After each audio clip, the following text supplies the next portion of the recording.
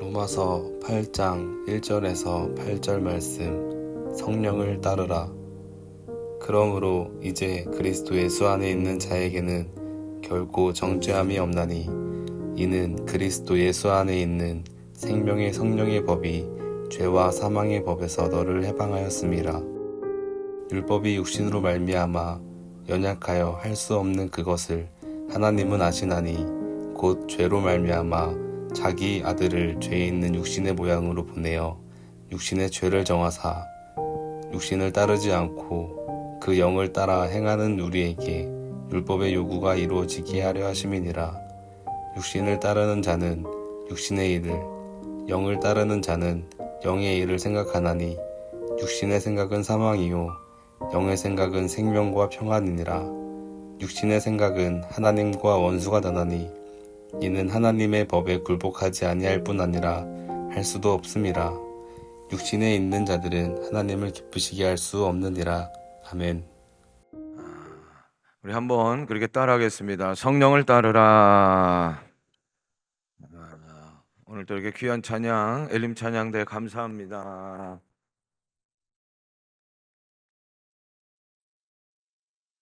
겉으로는 그리스도인인 것처럼 보여도 생활에서 그리스도와 관계없이 살아가는 사람들이 우리들 가운데 많이 있습니다.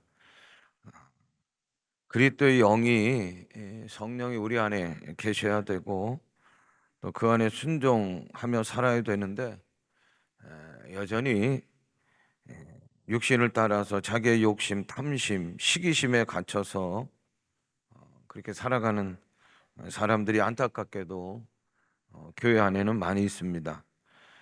모름지기 그리스도인 믿음의 사람이란 우리 안에 예수님이 계셔야 되고 그리고 그리스도의 영, 예수의 영을 따라 살아야 될 줄로 믿습니다. 성령 강림주일 우리가 성령을 따르며 살기를 원하고 성령을 따르는 자는 어떤 삶을 살게 되는가 몇 가지로 나누어서 오늘 전하도록 하겠습니다. 첫 번째로 성령을 따르는 자는 따라합니다. 죄와 사망에서 해방됩니다. 성경 다음으로 우리 그리스도인들이 많이 읽는 책이 그 존 버년의 철로 역정이라는 책이 있습니다.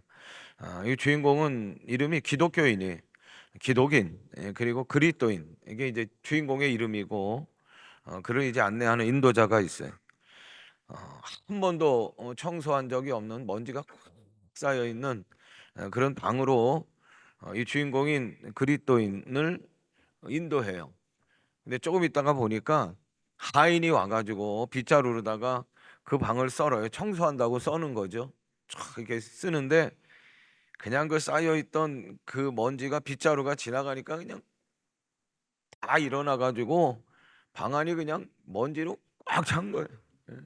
청소한다고 청소했는데 먼지 때문에 그냥 청소하는 하인까지도 그냥 기침을 하면서 그렇게 더 아주 숨이 막힐 지경이 되고 말았어요.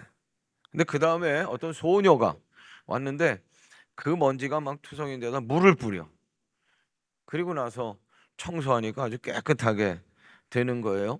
그래서 이 주인공이 그리스도인이 안내자에게 인도자에게 이게 도대체 뭘 얘기하는 겁니까? 그랬더니 이 방은 한 번도 씻은 바가 없는 죄로 부패로 악독한 마음으로 가득한 사람의 방입니다. 먼지는 사람의 원죄 그리고 더럽고 썩은 그런 일들이 가득함을 이야기합니다. 방을 쓰려고 처음 왔던 그 하인은 빗자루를 들어 쓸었던 하인은 율법입니다. 율법이 빗자루로 청소하려고 한 거예요. 그런데 그냥 오히려 방 안에 그 쌓였던 먼지가 다 그냥 드러나고 숨이 멎을 지경이 되고 율법은 어떻게 보면 깨끗하게 하려고 하지만 죄로 더러워진 마음을 청소하기보다는 오히려 죄를 막 들춰내고 정죄하고 죄에 갇히게 하고 무거운 죄책감에서 더 힘들게 꼼짝 못하게 합니다. 방 안에 먼지로 숨이 막히게 하는 것과 같이 그렇게 합니다. 그 후에 나타난 물을 뿌린 소녀는 복음입니다. 물을 뿌려 먼지를 갈아낀 다음에 그리고 아주 깨끗하게 그 방을 청소합니다.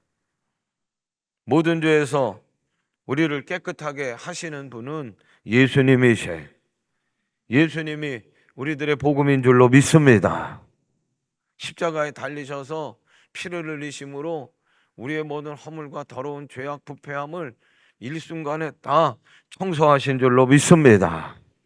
인생에 있어서 그러므로 가장 기쁜 소식은 뭐냐면, 기쁜 소식인 복음은 뭐냐면, 예수를 믿으면 죄사함 받고 우리의 죄가 깨끗해지고 구원함을 얻게 되는 것인 줄로 믿습니다. 그리고 복음을 믿으며 예수님을 믿으면 따라합니다. 성령이 임하십니다. 우리가 예수님 복음을 믿으면 우리 안에 성령이 임하는 거예요. 그래서 복음이 들어오면 성령의 물이 우리 가운데 뿌려지는, 그래서 그 먼지, 그 모든 죄악, 더러운 부패함을 깨끗하게 청소하시는 줄로 믿습니다. 자, 오늘 본문 2절 말씀 보세요. 2절 말씀 같이 읽어요. 이는 그리스도 예수 안에 있는 생명의 성령의 법이 죄와 사망의 법에서 너희를 해방하였음이라. 아멘. 해방하였음이라. 엘유데 로센, 이게 원어인데 자유하게 하다, 속박의 사슬로부터 깨트리다. 죄와 사망의 세력이, 그 법이 우리를 그냥 쇠사슬을 묶어가지고 꼼짝 못하게. 그런데 예수 그리스도로 말미암아 그리스도 안에 있는 생명의 성령의 법이 우리로 하여금 모든 죄와 사망의 법에서 해방한 줄로 믿습니다. 죄와 사망의 법에만 접촉돼서 꼼짝 못하고 살았던 우리가 이제는 죄와 사망의 법과는 상관없이 생명의 성령의 법에 적용을 받으며 살아가는 그리스도인 예수님의 사람이 된 줄로 믿습니다. 성령을 따르는 여러분들이 되시기를 간절히 바라요. 성령을 따르는 자는 죄의 속박을 풀어낸 십자가를 찬양하며 사는 거예요. 성령을 따르는 자는 죄 앞에서 겁먹지 않아요. 성령을 따르는 자는 죄 앞에서 예수 그리스도의 십자가를 선포하며 죄와 맞서는 거예요. 성령을 따르는 자는 예배가 감격으로 충만하고 구원주가 되신 예수님을 늘 높이며 살아가는 줄로 믿습니다. 사랑하는 오후교회 성도 여러분, 성령 강림주일, 성령을 따르는 여러분들이 되시기를 간절히 원합니다. 두 번째로 따라합니다. 성령을 따르는 자는 생명과 평안이 주어지는, 중국의 선교 아버지는 허스튼 테일러라고 하는 분은 선교하던 중에 두 차례 죽을 고비를 넘겼어요.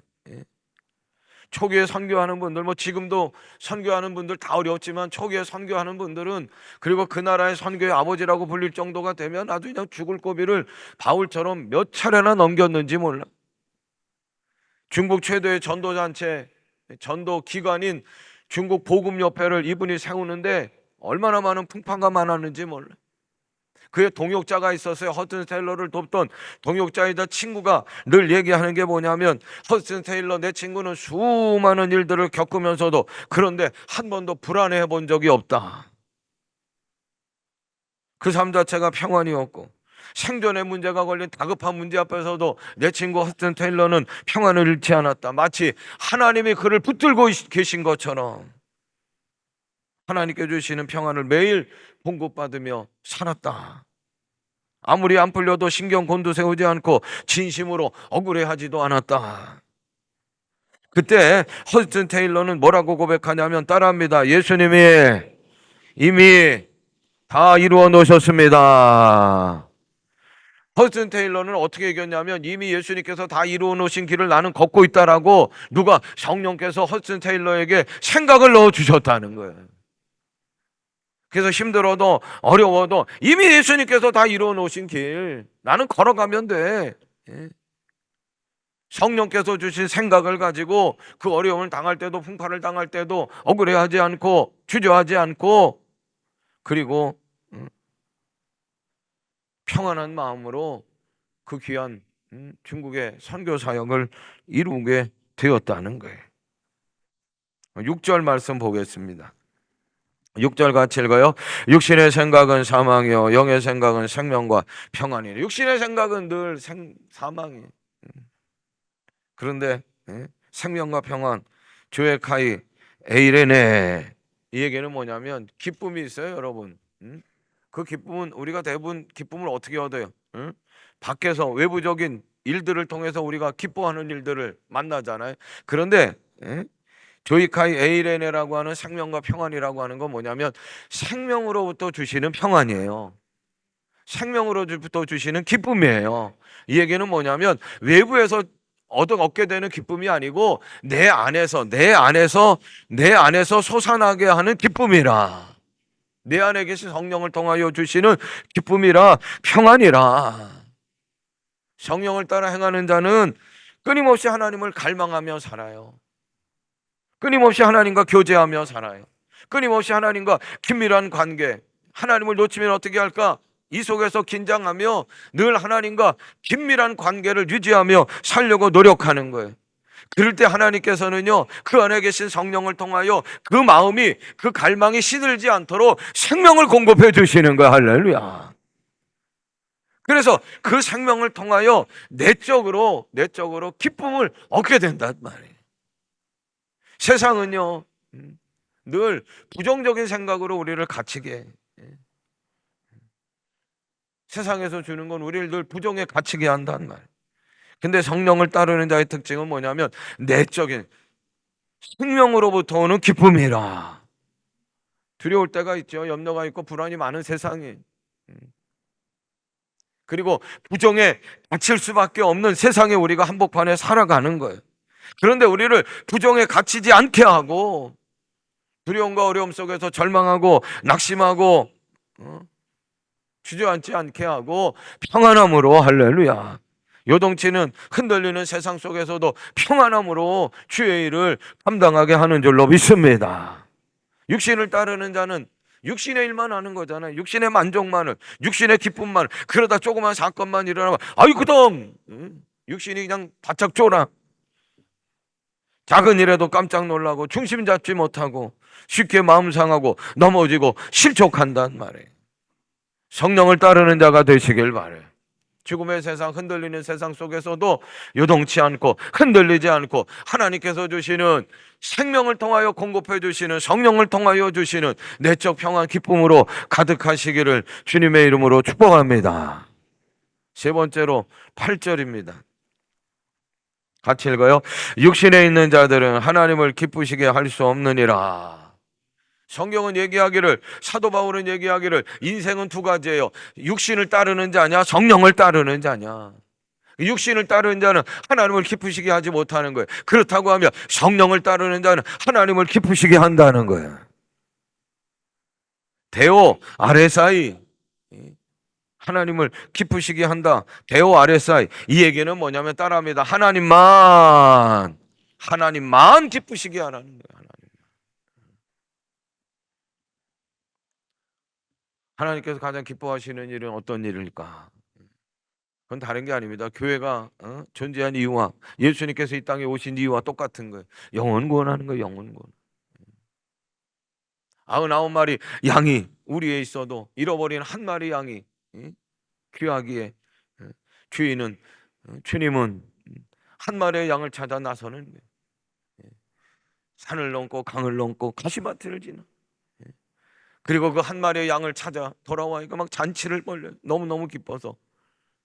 그 일을 보고 하나님께서도 너무 기뻐하셔서 하늘나라에서도 잔치를 벌이게 하시는 줄로 믿습니다.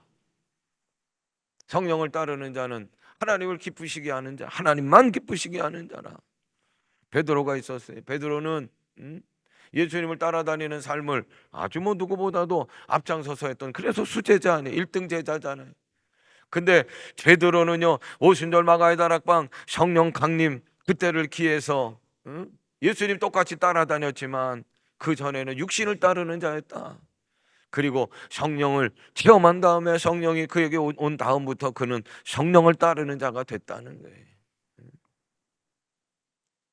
성령이 그에게 임합니다. 예수님께서 왜 마구간에서 태어나셨지? 예수님께서 왜 십자가에 달려 죽으셨지? 그런데 그분이 부활하셨네. 승천하시고 다시 강림하신다네. 그리고 그분이 행했던 이적들이 여러 가지가 있어요. 그리고 그분께서 주셨던 수많은 말씀들이 있어요. 이게 다 이 안에서 뒤죽박죽이었는데 성령이 베드로에게 임하니까 하나님의 깊은 것까지도 통달하는 성령이 그에게 임하니까 퍼즐이 맞춰지기 시작하는 거예요. 맞춰지기 시작하는 거예요. 예수 그리스도가 구세주구나. 예수님이 메시아이구나. 예수님이 하나님이시구나. 할렐루야. 복음의 퍼즐이, 베드로의 복음의 퍼즐이 맞춰지는 거예요. 복음의 사람이 된 성령의 능력이. 그래서 어부지만 무식쟁이였지만 그가 설교하니 복음을 선포하니 하루에 3,000명씩 회개하고 하나님께로 돌아오는 영혼권의 역사, 하나님 기뻐하시는 역사가 베드로에게 나타난 줄로 믿습니다. 사랑하는 여러분, 육신의 생각에 이끌려 살면 자기중심, 이기적일 수밖에 없어요. 삶의 목적, 삶의 만족도 자기가 만족돼야 만족한 거예요. 성령을 따르는 자는 그렇지가 않아요.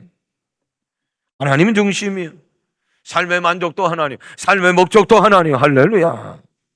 성령을 따르는 자는 내 생각, 내 지식, 내 경험, 말과 행실, 내 재능, 내 직업까지도 이것을 통해서 어떻게 하면 하나님을 기쁘시게 할까 골몰한단 말이에요. 잠언서 20장 1절 같이 읽어요. 포도주는 거만하게 하는 것이요 독주는 떠들게 하는 것이라. 이에 미혹되는 자마다 지혜가 없느니라. 포도주, 독주는 다 세상에서 먹는 술이에요. 거만하게 하고 괜히 떠들게 하고 지혜롭지 못해. 그러나 다른 새 술에 취하라. 에베소서 5장 18절 19절 같이 읽어요. 술 취하지 말라. 이는 방탕한 것이 오직 성령으로 충만함을 받으라. 성령의 새 술을 취하라. 시와 찬송과 신령한 노래들로 서로 화답하며 너희 마음으로 주께 노래하며 찬송하며. 세상의 술은 거만하게 하고 떠들게 하고 지혜롭지 못해. 그러나 성령의 새 술에 취하라. 그래서 시와 신령한 노래로 하나님을 기쁘시게 찬양하라. 찬양하라. 제가 셀 자료에 예화 하나를 넣었어요. 그게 누구냐면 팀 한셀이 지은 하나님이 기뻐하시는 열정, 성공, 리더십이라고 하는 책에 나오는 내용이. 저 책에 나오는 내용인데 그 팀 한셀이 자기 친구를 소개합니다. 근데 10년 만에 만났어요. 근데 뭔가 달라져도 너무 많이 달라진 거예요. 응? 전에는 아주 성실한 그리스도인이야. 그런데 분명 달라진 게 있어요. 그래서 물어요. 도대체 당신에게 무슨 일이 일어나는지 나에게 좀 설명해 줄래? 뭔가 많이 달라진 것 같은데 당신에게 일어난 일을 좀 나에게 설명해 달라. 그랬더니 그 친구의 얘기가 뭐냐면 내 안에 성령이 오셔서 내 안에 성령이 들어오는 순간 내가 죄인이라는 것과 예수님으로 죄사함을 받았다는 사실이 한순간에 믿어지고 확신이 왔다니. 아니 자네 전에도 그랬잖아. 자네 전에도 성실한 신실한 그리스도인이야. 자네 그렇게 고백했잖아. 맞아. 나는 죄인이라는 것을 알고 있었어. 그러나 전에는 내가 그리스도인이 되었으니 더 이상 죄를 지어서는 안 된다. 절대로 죄 지어서는 안 된다. 그래서 내가 죄를 짓기만 하면 며칠 동안 나는 얼마나 끌탕을 했는지 몰라. 나는 얼마나 내 자신을 막 저주했는지 몰라. 그런데 성령이 들어오고 나서 나는 새로운 사실을 깨달았어. 나는 죄인이야. 그럼에도 불구하고 나는 계속 죄인이야. 나는 연약함으로 나는 계속 죄를 지을 수밖에 없는 나야 라는 것을 깨달았지. 얼마 전에 어떤 형제가 당신은 죄를 지었을 때 어떻게 하느냐 질문해. 그때는 나는 옛날 같았으면 나는 이런 바보 멍청이 저주받아 마땅하지 숨을 쥐구멍 찾고 그랬는데 나는 그 짐을 받고 나는 그저 내 죄를 놓고 하나님께 죄를 고백하고 그리고 다시 삶의 현장으로 나갑니다라고 했지. 그리고 또 하나 놀라운 일이 있어. 그것은 내게 좋은 변화가 일어날 때 그것이 아주 작은 일이라도 그것이 성령의 역사라는 것을 알게 되었네. 나에게는 벅찬 발견이야. 그때부터 나를 통해 성령이 어떻게 나에게 역사하시는가 기대하며 나를 지켜보며 살고 있어. 나를 지켜본다는 건 대단한 설레임이고 흥미로운 일이야. 내 안에 성령께서 들어오셔서 내 안에서 어떤 일을 하고 계신다는 사실을 발견하는 것, 내 자신이 전부 다는 그렇지 않더라도 성령의 일에 반응한다는 것, 성령의 이끄심을 받고 있다라고 하는 이 발견은 너무 놀라운 발견이야. 전에는 나의 죄 때문에, 죄를 향한 마음 때문에 내가 낙심하고 늘 좌절했는데, 그러나 이제는 내 안에서 역사하시는 성령님을 바라보고 살아가고 있다네. 이것은 내 삶 전체에 가장 놀라운 일일세. 팀 한셀, 이 친구의 이야기를 쓴 팀 한셀 저자는요, 내 친구는 변화되었습니다. 나쁜 사람에서 좋은 사람이 아니라 좋은 사람에서 놀라운 사람으로 변화됐습니다. 내 친구는 전에도 성실하고 도덕적인 그리스도인이었습니다. 그러나 이제 성령과 연합한 영에 속한 사람이 되었습니다. 사랑하는 여러분, 거룩한 도전이 좀 있기를 원합니다. 성령 강림주일, 성령을 인정하시기를 바라고, 성령을 모시기를 바라고, 그리고 성령을 따르는 영에 속한 진정한 그리스도인들이 되시기를 주님의 이름으로 축원합니다. 하나님을 기뻐하시는 사람 하면 저는 꼭 이분을 양영자 탁구 선수를 얘기합니다. 아시죠? 초등학교 3학년 때부터 탁구를 시작했어요. 근데 중학교 때 국가대표로 선발됐어요. 얼마나 잘했다는 건 얼마나 연습을 많이 했을까. 그런데요, 탈이 났어요. 어디? 이 팔꿈치. 이게 뭐라 그래? 테니스 엘보라고 그래요? 여기에 탈이 났어요. 그래서 6년 동안을 통증을 멈추는 주사를 맞았는데, 6년 동안 맞았는데 그 다음부터는 안 들어. 그래서 어떻게 해야 돼? 이제 선수 생활을 내려놔야 되는. 근데 참 이분이 감사한 건 뭐냐? 이분의 주위에 믿음의 사람들이 있었다는 거예요. 믿음의 친구들이 있었대. 양 선수, 그 때문에 너무 실망하지만 내가 기도하고 있어. 양 선수, 하나님께 집중적으로 이 팔꿈치 통증을 치유해달라고 기도하는 시간을 좀 가져보라고. 집중적으로 그거 하나만을 놓고 기도할 수 있는 시간을 좀 가져봐. 우리도 기도할 테니까. 그 말을 듣고 양영자 선수가 보따리를 싸가지고 기도원에 들어갔어. 그리고 그냥 이 팔을 들고, 하나님, 내가 할 수 있는 건 탁구 하나인데 내 팔이 이렇게 됐습니다. 이 팔꿈치 통증을 좀 치료해 달라고, 하나님 좀 살려 달라고 막 기도하고 있는데, 예수 그리스도께서 십자가에 달려 그 흘리신 피 묻은 손이 그 자기의 팔꿈치를 탁 만지는 느낌을 가졌다는 거예요. 그래서 6년 동안 그 팔꿈치 통증으로 국가대표까지 내려놔야 되는데 싹 깨끗하게 고침을 받고요. 그 위에 또 간염도 걸렸어요. 그럴 때마다 또 하나님, 그랬더니 그냥 그 십자가에 피 묻은 손이 그 간을 만져주셔서 또 치료를 받고, 2차 선발전 당당하게 국가대표 선수 되고요. 88 올림픽 때 현정아 선수하고 두 손 높이 들고 하나님 앞에 기도하는. 탁구의 만리장성은 어디예요? 중국 아니에요? 중국을 꺾을 팀이 어디 있어요? 그러나 현정아하고 짝꿍이 돼가지고 양영자 선수가 탁구의 만리장성을 넘고 금메달을 따게 되는 거예요. 반복되는 시련과 고난을 겪으면서 양영자 선수는, 그렇게 잘난 선수지만 내가 할 수 있는 게 많이 없습니다. 아니, 아무것도 없습니다. 자기 몸 하나 가눌 수조차 없는 연약한 인생이 바로 저입니다. 그때마다 하나님께서 이렇게 세워주셨다. 예수님을 만난 사건으로 삶의 목적이 달라졌습니다. 저의 명예가 아니라, 저의 금메달이 아니라 저를 치료해 주신 하나님을 기쁘시게 하려고 탁구 라켓을 잡게 되었습니다. 그래서 그것 때문에 하나님 기쁘시게 하려고 몽골에 가서도 그 선교하고, 또 돌아와서 탁구 전도사로 선교하고. 넌 탁구에 성공했는데 그쪽 길로 가면 잘 사는데 뭐 그렇게 가가지고 선교해, 뭐 이렇게 유난 떨어, 막 그런 소리를 들어도 예수님만이 저의 소망이요 기쁨이요 힘이요 능력입니다.